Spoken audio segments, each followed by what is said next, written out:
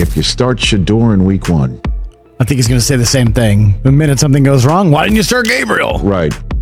Feels like it's kind of lose-lose there for either guy if they start right away. Dude, I mean, just starting a rookie.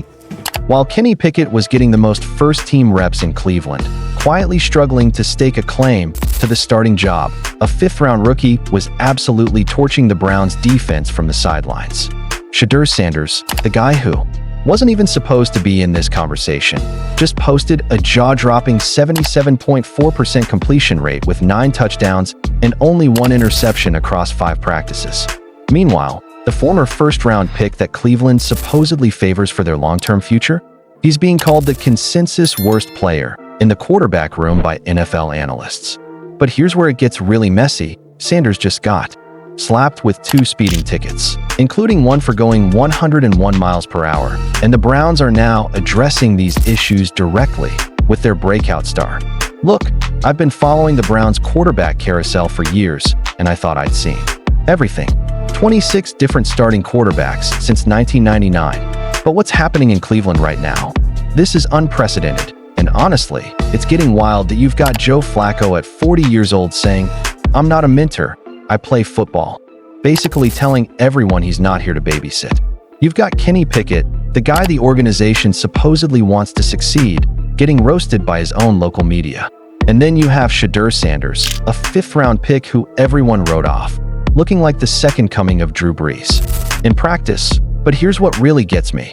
The Browns are actually considering keeping all 4 quarterbacks on their roster.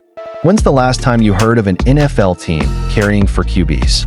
It's unheard of according to insiders, and it tells you everything about how desperate Cleveland is to finally get this position right. Let's start with the elephant in the room. Shedeur Sanders is cooking, and I mean absolutely cooking. While everyone was focused on the Kenny Pickett show, Sanders quietly put together the most impressive minicamp performance by any quarterback in that room. 77.4% completion rate, 9 touchdowns, 1 interception. Is really risky. I just think it's going to be Flacco there. Outside of being the number 1 pick, you mean, right? Or one of those top draft picks? Or It's just you've got to if you're the Browns and if you're Stefanski, start Dylan Gabriel. Hey, he showed us he's got the most. He's shown us what we could see. Across 5 practices open to the media. Those aren't just good numbers for a rookie. Those are elite numbers for anyone. Head coach Kevin Stefanski called him a very, very hard worker who shows continuous progress. But here's what's really telling. Sanders was arguably the Browns' most impressive quarterback during OTAs and minicamp. Not Pickett, not the Super Bowl MVP. The 5th-round rookie who was supposed to be a developmental project. You want to know what scouts are saying? Sanders delivers the ball with great accuracy and touch, making difficult throws look easy. That's not coach speak. That's legitimate praise from people who evaluate talent for a living. What we saw on tape, he's confirmed it. It's all good. right. And he's the one who goes out against the Cincinnati Bengals and doesn't perform well. What are you just gonna pull him? You got to give him starts. You got to give him start time. Yeah. Same thing with Shedeur, right? Now let's talk about Kenny Pickett, because this is where things get uncomfortable. The Browns traded for this guy specifically because they see him as their long-term answer. Former first-round pick, 15-10 record as a starter, organizational preference for long-term success. On paper, he's everything Cleveland wants. But here's the problem. The tape doesn't lie, and neither do the people watching practice every day. Pickett received the most first-team repetitions during minicamp, but didn't stake a claim to the spot. Think about that for a second. You're getting the most opportunities with the best players, and you can't separate yourself from a 40-year-old and 2 rookies. It gets worse. ESPN Cleveland's Aaron Goldhammer didn't mince words. He called Pickett the consensus worst player during OTAs. That's brutal.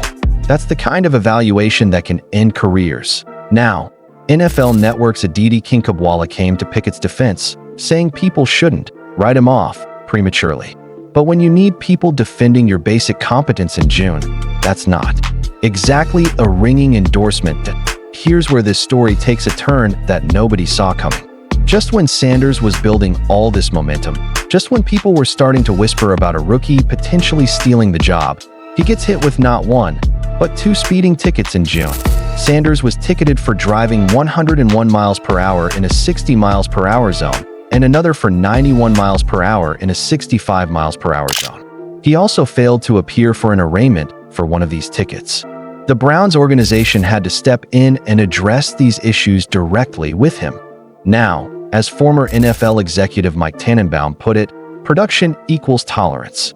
But here's the catch. Sanders hasn't produced at the NFL level yet. He's a 5th-round pick who's looked great in shorts and t-shirts. Those speeding tickets? They might seem minor, but they create a production versus tolerance problem that could genuinely impact his opportunities. This helps explain something that didn't make sense before. Why Dillon Gabriel, the 3rd-round pick, got more repetitions than Sanders despite Sanders having the better statistics. Gabriel had 83 passing attempts compared to Sanders' 53. The coaching staff might be intentionally slowing Sanders' development to make sure he matures off the field. You know what I love about Joe Flacco? The man is 40 years old, and he's still talking like he's got something to prove. His quote about not being a mentor was perfect. "I'm not a mentor. I play football." That's not arrogance. That's strategy. Flacco knows exactly what he's doing. He's making it clear he's not here to hold anyone's hand or teach anyone the ropes. He's here to win the starting job, and frankly, he's got the best case for it. Reports indicate he still throws great and moves well enough, maintaining a high level of play for his age. More importantly, he's widely seen as the best chance for the Browns to win games early in the season, particularly given Cleveland's notoriously brutal opening schedule.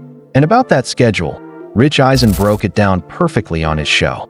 Looking at Cincinnati at home, at Baltimore, home for Green Bay, at Detroit, Minnesota, and London, at Pittsburgh, he called it rough start and said, "That looks like Flacco territory to me while a kid marinates." Eisen's point was brilliant. You're going to throw Dillon Gabriel or Shedeur in the deep end of that pool to start, and if he doesn't perform well and it looks ugly, what are you going to pull him and then start the other rookie? This is where Cleveland's approach gets really interesting and honestly, a little crazy. Multiple insiders are reporting that the Browns are prepared to have Joe Flacco, Kenny Pickett, Shadeur Sanders, and Dillon Gabriel on the active roster for much or all of the 2025 NFL season. Let me repeat that, 4 quarterbacks on the active roster. That's unheard of according to NFL insiders. When's the last time you saw that? Never, because it doesn't happen. But here's what's really going on behind the scenes.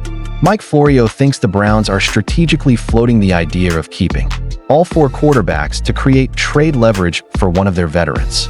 Peter Schrager agrees, predicting it would be surprising if both Flacco and Pickett are still on the roster by week 1. Think about it. You showcase both veterans in this competition, build up their value, then trade one of them for assets while keeping the other as your bridge quarterback.